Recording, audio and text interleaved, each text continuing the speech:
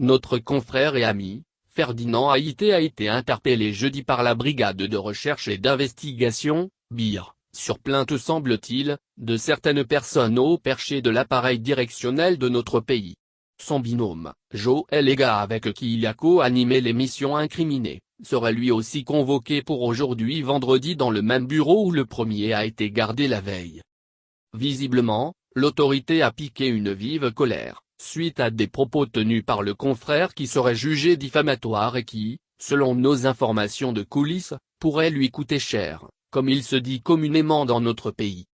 Je voudrais en cet instant précis, en ma qualité de citoyen et de surcroît journaliste, évoquer certains principes cardinaux qui gouvernent l'organisation d'une société d'hommes et de femmes civilisés.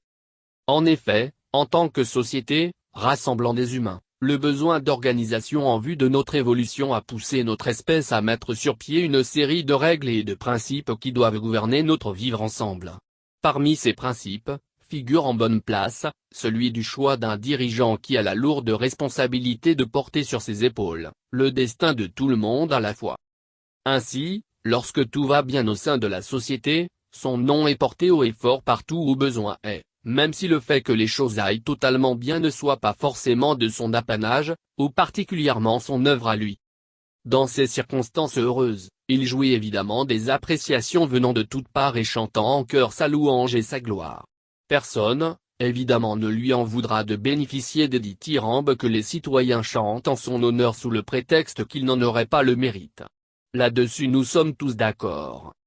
En revanche, lorsque les choses vont mal, la tendance humaine est encore la même, jeter absolument l'anathème sur lui, même s'il n'en est vraiment pour rien ou si sa responsabilité n'est pas totalement avérée.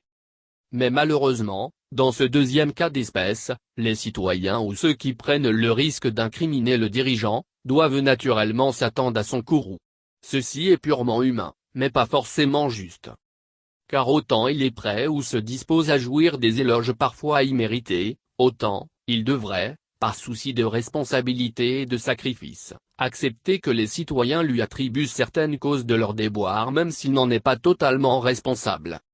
Le point de vue exprimé par notre confrère Ferdinand Haïté sur certaines actions qui se mènent au sommet de notre pays, devrait être perçu sous cette prisme et au cas où il n'est pas avéré, que l'on le rappelle gentiment à la raison par une approche plus humaine plutôt que par un recours à une procédure judiciaire qui en rajoute à la confusion déjà forte dans le pays en ce qui concerne les positions qu'ont pris l'habitude d'adopter nos dirigeants. Il est clair que dans la situation actuelle, quelle que soit la pertinence des raisons que vont évoquer les plaignants, ils auront du mal à convaincre, sans doute parce que le niveau de dégradation du tissu social et des principes régissant le vivre ensemble est très poussé.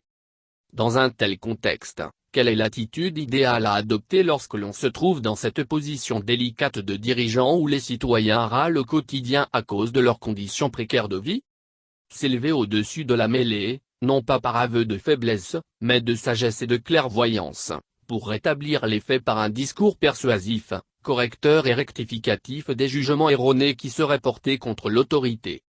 Autrement, en s'appuyant sur une justice dont l'image est déjà suffisamment écornée par ses propres errements pour se donner raison, le citoyen tout comme l'observateur extérieur, auront le net sentiment qu'il cherche plutôt à vaincre en se servant de ses laquais plutôt que d'œuvrer pour convaincre. Alors de deux choses l'une. Que choisissent finalement les autorités plaignantes?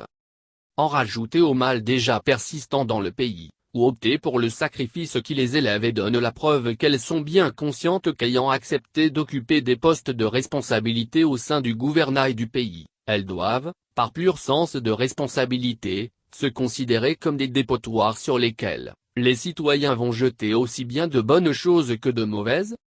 De la suite de cette procédure contre les confrères, dépendra la réponse que nous serons amenés à donner à cette interrogation.